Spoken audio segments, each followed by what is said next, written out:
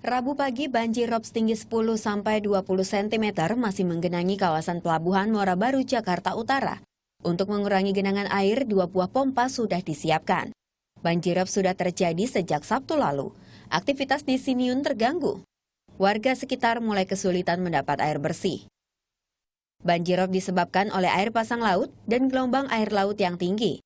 Untuk mencegah banjir rob dan menahan terjangan air laut di semua daerah rawan banjir di Jakarta, Gubernur DKI Jakarta akan percepat pembangunan tanggul fase A. Tanggul nantinya memiliki ketinggian 3,8 meter dengan lebar 5 hingga 20 meter di sepanjang utara Jakarta. Tanggul yang kita bangun ini sudah tidak cukup tinggi. Nah, menurut analisa konsultan dari Belanda dan dari PU, juga Bappenas, mereka putuskan harus membangun NCICD A. Itu setinggi berapa? 3,8 meter.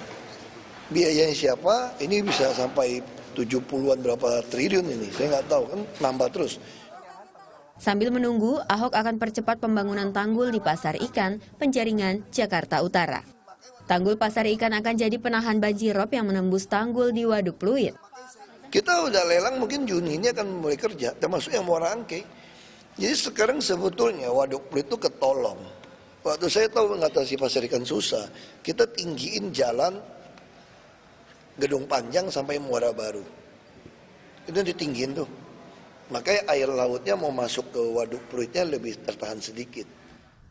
Ancaman banjir rob merupakan masalah lama yang melanda utara Jakarta. Kondisi geografis yang rendah dan pasang air laut membuat permukiman rentan dilanda banjir. Sejak 3 hari terakhir, Muara Baru masih terendam air setinggi 20 hingga 50 meter. Tim Liputan melaporkan untuk NET.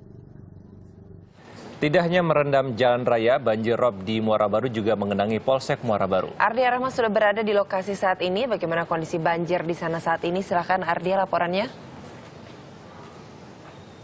Zivana dan Niko, saya masih di Muara Baru, Jakarta Utara. Kalau tadi saya menyampaikan kondisi air, gedangan air di jalan sekitar Muara Baru, dan saya juga tadi keliling beberapa lokasi juga ternyata banjir hanya terjadi di jalanan, tidak ke perusahaan-perusahaan pendingin ikan yang ada di sini. Mereka bangunannya lebih tinggi sehingga tidak masuk airnya ke dalam gedung.